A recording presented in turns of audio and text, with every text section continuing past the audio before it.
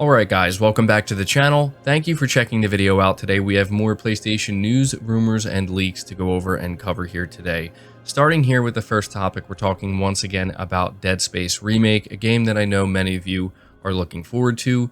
Reading from PlayStation Universe, it says EA Motive Studio has revealed in a blog post that the upcoming Dead Space Remake will expand on areas from the original game, including giving screen time to secondary characters and offering more details as to what happened to them during the outbreak. The game's creative director confirmed that the likes of Nicole, who is Isaac's girlfriend, will be fleshed out with narrative side quests, and this is what they said. Right, we wanted to make it fit better in the overall story and lore of the Dead Space universe that evolved after the first one. As an example, Isaac has a voice here, just like in Dead Space 2 and Dead Space 3. And some characters who were a bit more secondary, who only appeared in audio logs like Dr. Cross, we gave them some actual screen time. And we wanted to give a bit more background and agency to some of the characters from the cast, like Nicole. So we're creating a whole layer of narrative side quests that will allow you to see, for example, what happened to Nicole during the outbreak. So I wanted to present this information to you guys because I'm really curious what you think about this. I feel like when it comes to remaking games, some people feel like they shouldn't change anything when it comes to the story and the narrative. Other people feel as though they should make some changes. And so in this case, with Dead Space Remake, we are seeing some slight changes being made to some side characters and adding narrative side quests, as they're calling it. So let me know down in the comments below how you feel about this. Does it make you more excited for it, or does it make you a little bit nervous and you feel like they shouldn't be doing this? Let me know. Moving on from that, we have a small update on Returnal specifically for PC.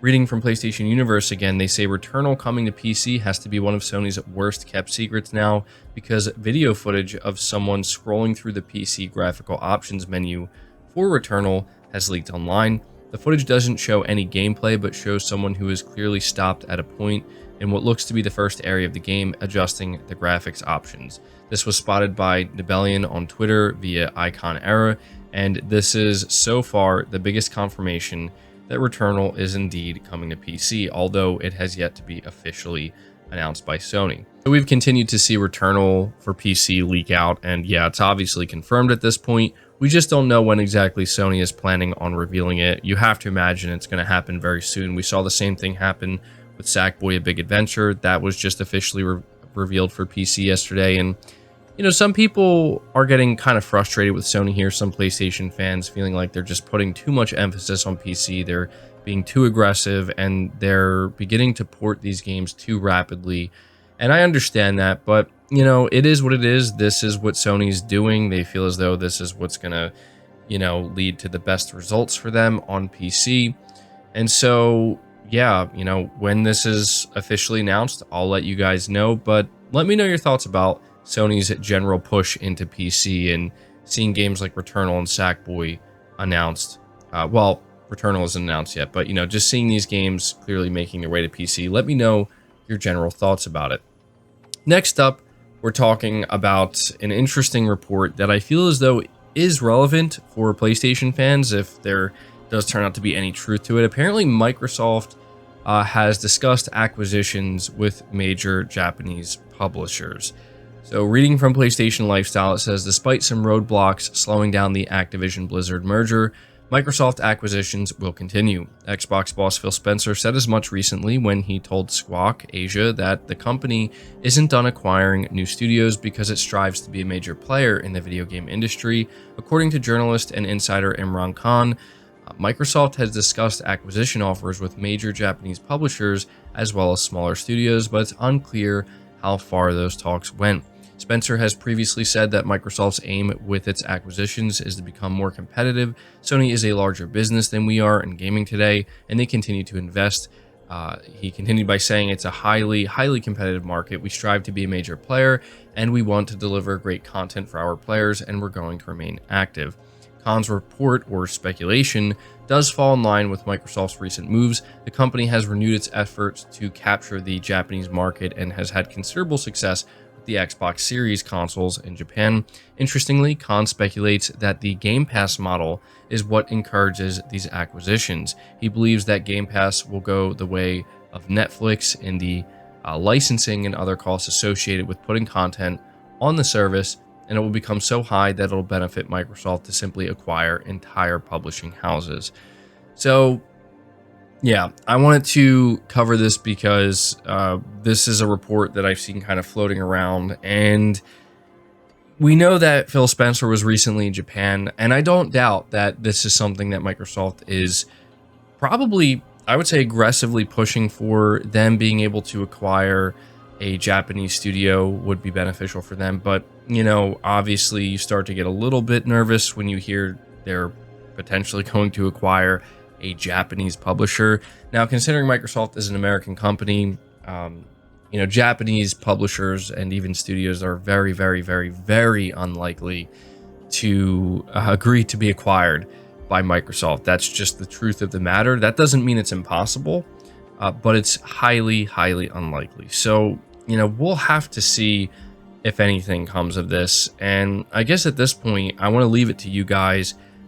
What publishers do you think Microsoft would try to court or go after if they were to try to acquire any Japanese publishers? Which ones do you think that they would talk to? Let me know down below. Next up, we have some information, or some controversy, I should say, regarding the new PlayStation Stars loyalty program, and how apparently 4-star members will get priority customer support, and this has caused some backlash. So, reading from PlayStation Lifestyle, they say if you want good PlayStation customer support, you might want to climb up to Tier 4 in the new PlayStation Stars loyalty program as soon as you can. Sony has managed to irk fans nice and early this morning, as it promised top loyalty program members priority customer support that entails bumping them up in the chat queue. This was pointed out by players in Asia, where the program has already gone live. Other regions will follow suit later in October. Folks over at VGC picked up on tweets from Japanese website Automaton, as well as multiple Japanese users, in which they revealed that PlayStation Stars loyalty program it offers 4 levels of tiers. Players start at the first level and can work their way up to the highest level by buying games and earning trophies. How many games? 4 full price games from the PlayStation Store. How many trophies? 128 rare trophies. Should you manage to accomplish the feat, which your average player won't, you'll get 2 commemorative collectibles, and when contacting PlayStation customer support, will be given priority in the chat order. And so, like, I don't think this is a good look, and I don't know why Sony felt like this is something that they should put out there for people. So it is kind of understandable why some people look at this and be like, really, Sony? Like, just improve your customer service. You know, you don't have to give prioritization. But the way, again, people were talking about it, I thought that it was much more serious. This is a free loyalty program, and the only thing you're getting is you get moved up in the chat queue. And so I don't know why people are also kind of acting like this is something new. This is like something Sony created and invented. Like, no, this is something that has always existed with companies and businesses with their customer support. Yeah, I mean, I don't think it was the smartest thing for Sony to do. We're at a point in time where people are very critical of Sony, and they're watching every move that Sony's making, and people are absolutely ready to just go off with anything. And so, yeah, you know, this is just something where it's like, Sony, this was easily avoidable. Just don't do this. Just don't make this one of the benefits of your loyalty program, and you won't have negative headlines written up about it. And just make it so that everybody just kind of has to, you know, you just make it so that people are taken care of in your customer service in the order that they arrive, you know. And if you want to give customers, you know, maybe you're a little bit, I guess you could say, more interested in making sure that they're really satisfied with customer service because of how much money you see that they spend on your platform. You don't have to make that obvious, you know. I mean, you're going to do that either way. You don't have to make it obvious. So there it is. Let me know your thoughts about that. Next up, we're talking about something very interesting, a new report that just came out that I want to talk to you guys about. So reading from Gaming Bolt, it says the writing has been on the wall for Stadia for a long time now, and Google has finally decided to put it out of its misery, announcing that the streaming platform will be shutting down entirely in January. A string of bad decisions by the company has led to this colossal failure, and a new report has seemingly shed light on another one of those. As reported and published by 9 to 5 Google, sources have claimed that Kojima Productions was working on a sequel to Death Stranding exclusively for Stadia, meant to be a purely single player experience. Unlike its predecessor, the game has allegedly been given initial approval by Google and was in the early stages of development. The report claims that Kojima Productions showed the first mock-ups for the project in mid-2020, shortly after which the game ended up getting cancelled. Allegedly, it was Stadia boss Phil Harrison who made that call, believing that there wasn't a big enough market for purely solo experiences, a notion that has been proven thoroughly false time and time again over recent years. Kojima Productions is currently developing a cloud-native game exclusively for Xbox in collaboration with Microsoft, and it's been previously leaked that there's an episodic horror title in the works titled Overdose. Meanwhile, reports have also suggested that a Death Stranding 2 is indeed in the works, which, was kind of leaked out by Norman Reedus. So I wanted to cover this because, I mean, man, how dumb can you be? I don't know how else to phrase it or look at this, where it's like, it's literally been proven by multiple major publishers in the industry that single player games are actually the opposite of dead. They're still thriving. They're doing extremely well. There's a massive market for them. And when you take somebody like Hideo Kojima, one of the most well-regarded, well-respected individuals in all of gaming, and you decide that, Kojima, you want to make a single player only game, this could be a massive win for our platform, but we're gonna cancel it.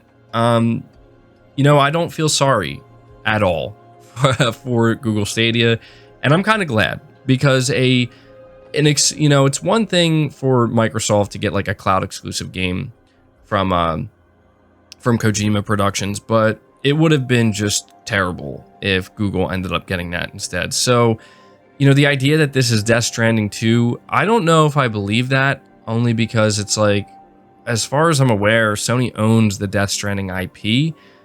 So I'm not really sure how this could have been ever greenlit without Sony's approval, and I don't think Sony would have approved of that. So maybe there are some wires being crossed here, but still, I wanted to report this to you guys, let you know that this was apparently a thing that happened. And so, yeah, I'm glad Stadia is done. I'm glad it's gone, and clearly, the people who were running this, Phil Harrison, they didn't know what they were doing. So that does it for this video, guys. I hope you did enjoy it. I hope you did find it informative. Leave it a like if you did. Subscribe if you're new. Hit the bell notification icon, and feel free to share the video out on top of all that. But until next time, guys, take care.